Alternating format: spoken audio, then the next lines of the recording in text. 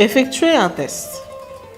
Pour effectuer un test, vous aurez besoin d'un mouchoir ou d'un tissu, de l'autopiqueur, d'une lancette, d'une bandelette et de votre appareil. Pour recueillir du sang, vous aurez besoin du stylo et d'une lancette. Pour ouvrir le stylo, vous allez vous aider de votre index et de votre pouce sur la base du stylo. Vous allez le dévisser avec un mouvement circulaire et il s'ouvrira automatiquement.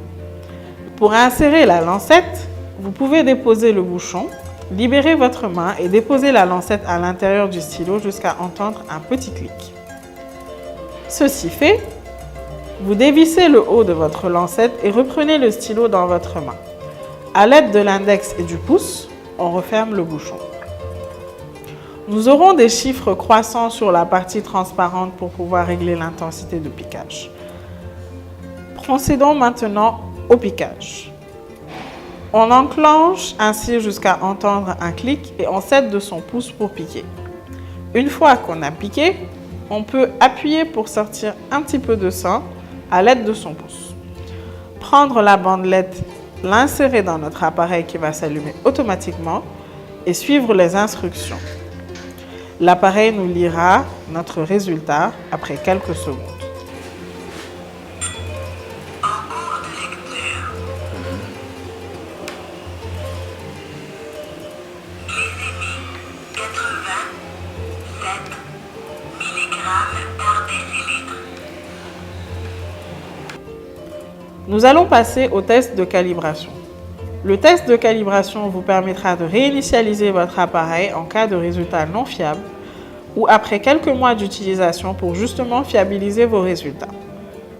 Vous aurez besoin de la solution de contrôle que vous trouverez dans votre kit, un tissu, l'appareil et une bandelette. Insérez la bandelette dans votre appareil. Ceci fait, appuyez une fois sur le bouton M pour passer en mode contrôle et même procédé que pour le test sanguin. Bien secouer la solution avant utilisation. Idéalement, déposez ce sang de contrôle sur votre doigt et pas directement sur la bandelette. Ce test vous permettra de mettre à niveau votre appareil pour avoir des résultats plus fiables.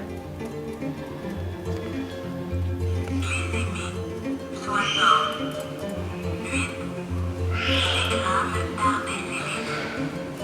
Pour mettre en marche votre lecteur, vous pouvez faire un appui long sur le bouton M et il s'allumera automatiquement.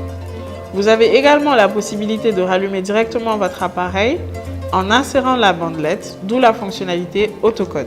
Pour voir vos résultats enregistrés dans la mémoire, appuyez une fois sur le bouton menu et ils vous seront présentés du plus récent au plus ancien.